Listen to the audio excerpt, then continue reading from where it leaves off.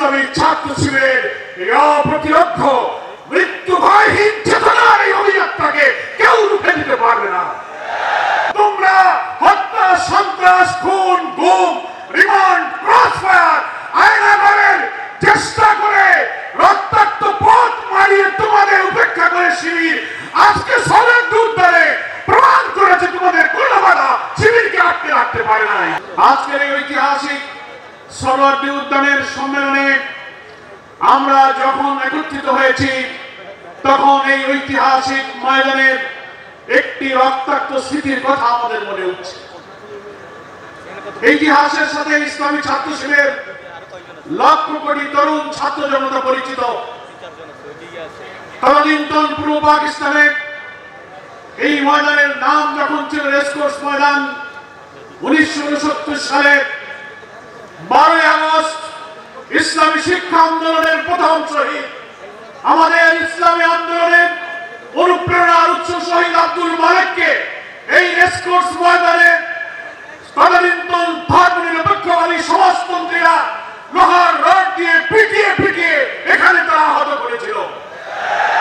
আমরা ভুলিনি ওই আওয়ামী লীগের রাজ্জাক তোফায়েল, ইনু মেননেরা সেই হত্যাকাণ্ডে জড়িত ছিল। আজকে মালেক ভাইয়ের রক্তের স্মৃতি বিজড়িত ঐতিহাসিক সরোয়ার্দী উদ্যানে আমরা মিলিত হয়ে সেই শাহাদাতের স্মৃতি আজকে স্মরণ করছি। 15 আগস্ট ঢাকা মেডিকেল কলেজে আহত অবস্থায় 3 দিন আহত থেকে চিকিৎসার সকল চেষ্টার পরেও মহান আল্লাহ তাআলা তার শাহাদাত কবুল করেছিলেন।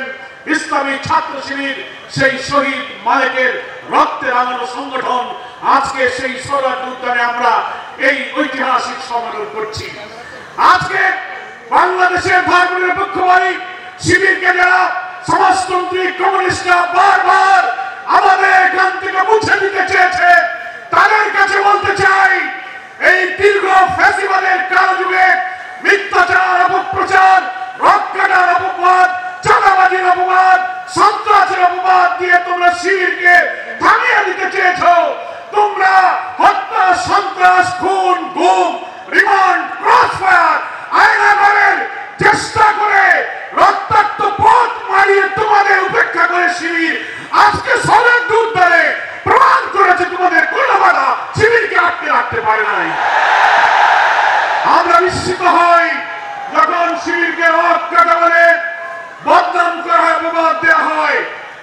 আমার পরিষ্কার মনে আছে, ইতিহাস সাক্ষী, বাংলাদেশে জামাত ইসলামীর ৫ম জাতীয় সংসদে আমাদের পার্লামেন্টারি পার্টি লিডার সাবেক মন্ত্রী মাওলানা নিজামী শিবিরের বিরুদ্ধে অপবাদের ব্যাপারে সংসদে দাঁড়িয়ে তিনি চ্যালেঞ্জ দিয়েছিলেন শিবিরকে রথ কাটার বেলায় যে বদনাম করা হয়। উনি পার্লামেন্টে দাঁড়িয়ে চ্যালেঞ্জ দিয়েছিলেন শিবির রথ কেটেছে, একটা প্রমাণ যদি কেউ দেখাতে পারে। অনেক হত্যাকাণ্ডের পোস্টমর্টেম রিপোর্ট আছে, এখন আজও পর্যন্ত কোনো প্রমাণ দিতে পারেনি।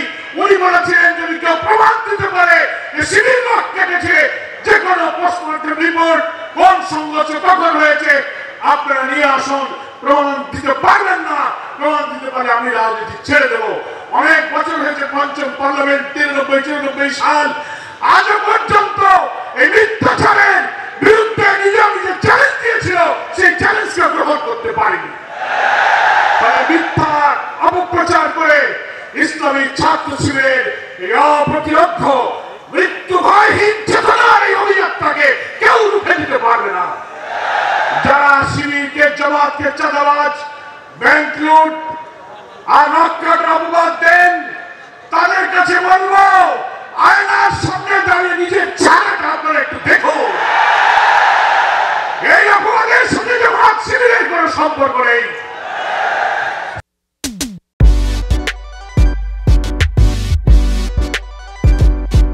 সংগ্রামী ভাইয়ের আমার, আমরা তাই আজকে বলতে চাই ইসলামী ছাত্র শিবির বাংলাদেশের লক্ষ কোটি তরুণ ছাত্র সমাজকে চরিত্র, নৈতিকতা, জ্ঞানের শিক্ষা আলোকিত করে নির্যাতিত, নিপীড়িত, অনাহারী, ভূমুক্ষ, অন্নহীন, নিরন্ন মানুষের মুক্তির জন্য সংগ্রাম করছে।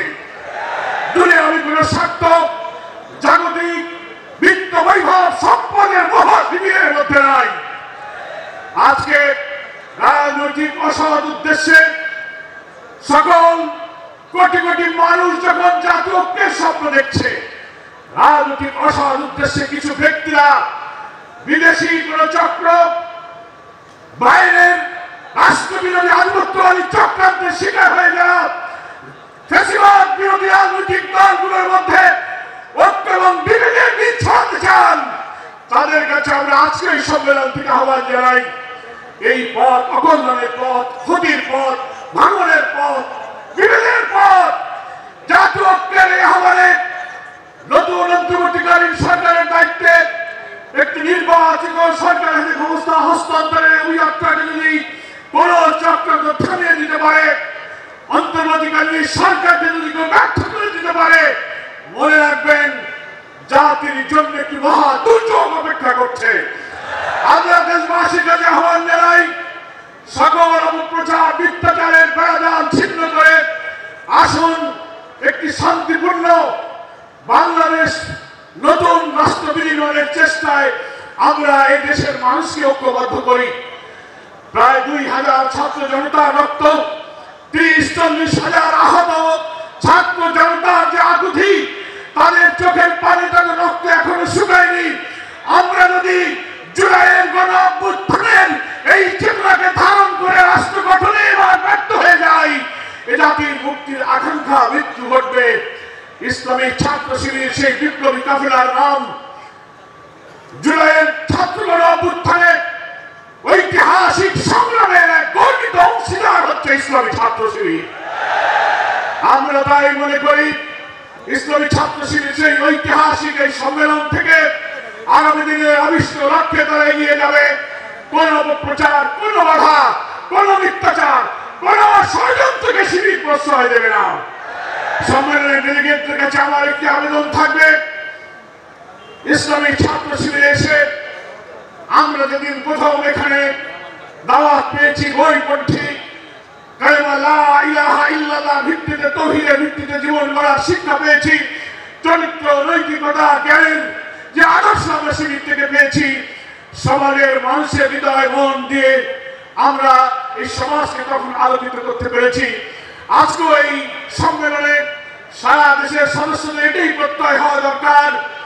আজকে আমরা যারা ছাত্র আছি, কিছুদিন পরে ছাত্র জীবন শেষ হবে, আমরা কর্মজীবনে, সামাজিক জীবনে, পেশাগত জীবনে, রাষ্ট্রযন্ত্রে যেখানে আমরা যেখানে যাই না কেন, আমাদের মনে রাখতে হবে ইসলামী ছাত্র শিবিরে আমরা যে চরিত্র, যে নৈতিকতা, যে জ্ঞানের অনুশীলন পেয়েছি, রাষ্ট্র, সমাজ, পরিবারে যেখানে আমরা সেট হই না কেন, আমরা সেই জায়গাকে এই শিবির থেকে আহরিত ঐশী জ্ঞানের উৎস মহান আল্লাহর নাজিলকৃত কোরআনের সেই জ্ঞান, সুন্নাহর সেই চরিত্র এবং আলো দিয়ে আমরা যেন সমাজকে আলোকিত করতে পারি। আমরা ছাত্র জীবন শেষ করে দিতে পারি, চাকরিতে যেতে পারি, ব্যবসায় যেতে পারি, আমরা রাষ্ট্রযন্ত্রের বড় বড় জায়গায় পৌঁছতে পারি। আমি কি পথ পরিধারণ করলাম সেটা আমার কাছে মুখ্য বিষয় নয়। মুখ্য বিষয় হবে আমি এখান থেকে যে আদর্শ, যে শিক্ষা, যে জ্ঞান লাভ করেছি আমার ব্যবহারিক জীবনে, পারিবারিক জীবনে, সাংগঠনিক জীবনে, রাষ্ট্রীয় দায়িত্বে, ব্যবসায়, বাণিজ্যে এবং সমাজের মানুষের কাছে গিয়ে আমৃত্যু যেন এই জ্ঞান, এই আদর্শ, এই চরিত্রকে আমি যেন কাজে লাগাতে পারি। তাহলে এই জাতির মানুষ বুঝবে শিবির হচ্ছে একটি আদর্শ শিক্ষা প্রতিষ্ঠান। কোন অপবাদ এই জাতি মেনে নেয়নি, ভবিষ্যতেও মেনে নেবে না। আমার বক্তব্য এই কথা বলে আমি শেষ করতে চাই। ইসলামী ছাত্র শিবির 1977 সালের 6 ফেব্রুয়ারি এই যে শহীদের রক্তে রাঙানো রক্ত পিচ্ছিল পথ মানে আজকে 24-এ এসে একটা গণ অভ্যুত্থানের পর নতুন ডাইমেনশন, নতুন অভিযাত্রাই শুরু করেছে। এই অভিযাত্রা রুখতে পারবে না। একটি নতুন রাষ্ট্র বিনির্মাণে ইসলামী ছাত্র শিবির জুলাই অভ্যুত্থানের মতো গর্বিত অংশীদারের ভূমিকা ইনশাআল্লাহ পালন করবে। শিবির হবে আদর্শ মানুষ, শিবির হবে সমাজ গড়ার আদর্শ কারিগর। আজকের এই সম্মেলনের এটাই হোক প্রত্যয়, এটাই হোক অঙ্গীকার, এই আশাবাদ ব্যক্ত করে